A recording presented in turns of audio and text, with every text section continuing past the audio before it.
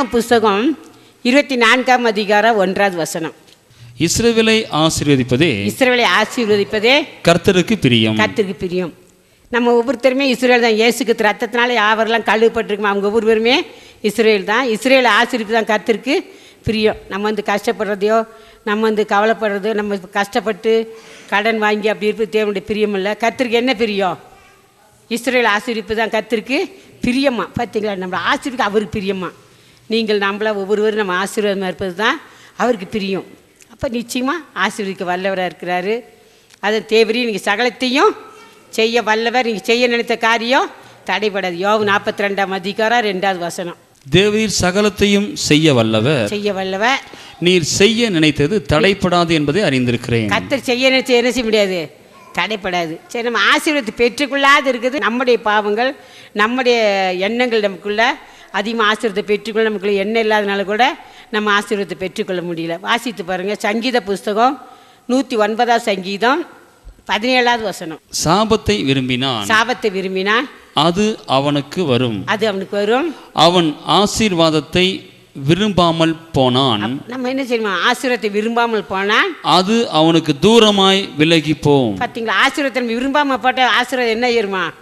தூரமாக நம்ம விட்டு விலகிரும். நம்ம கேட்கணும், ஆண்டவரே எங்களை ஆசீர்வதிங்க ஆண்டவரே. கர்த்தருடைய ஆசீர்வாதமா ஐஸ்வர்யத்தை தரும். அல்லேலூயா. அவர் ஆசீர்வதிக்க முடியும். அவர் நினைச்சார் யாருமே நினைச்ச முடியாது, தடை செய்ய முடியாது. தேவரீர் சகலத்தையும் செய்ய வல்லவர். அவர் செய்ய நினைத்த காரியம் தடைப்படாது. நிச்சயமாக அவர் ஆசீர்வதிக்க வல்லவராக இருக்கிறாரு. நம்ம ஆசீர்வாதத்தை விரும்பணும்.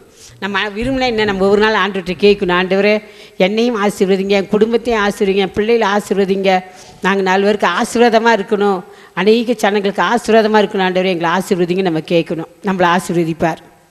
ஆசீர்வதிக்கப்பட்ட பக்தர்களை நம்ம பார்க்க போகிறோம். முதலாவது பார்க்குறோம் ஆதியாகமம் புஸ்தகம் 24ஆம் அதிகாரம் 1வது வசனம்.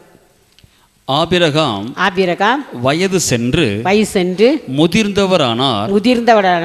கர்த்தர் ஆபிரகாமை சகல காரியங்களிலும் ஆசீர்வதித்து வந்தார். பார்த்தீங்களா, கர்த்தர் என்ன செஞ்சார்? ஆபிரகாம் எப்படி ஆசீர்வதித்தாரா? ஒரு காரியம் மட்டும் இல்லை, சகல காரியத்தையும் தேவனை கர்த்தர் ஆசீர்வதித்தார்.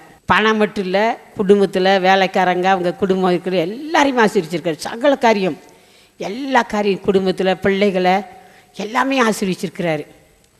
அவர் தான் ஆசீர்வதிக்க முடியும்.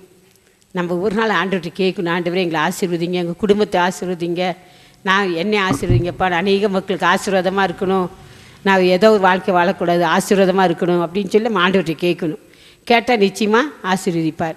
அதான் கர்த்தருடைய வேதத்தை சொல்லி, ஆசீர்வாதத்தை விரும்பாமல் போனாங்க, ஆசீர்வாதம் என்ன ஆயிடுச்சான்? அவங்கள விட்டு தூரமாக போயிடுச்சு. நம்ம ஆசீர்வாதத்தை விரும்ப வேண்டும். கர்த்தர் நிச்சயமாக ஆசீர்வதிப்பார்.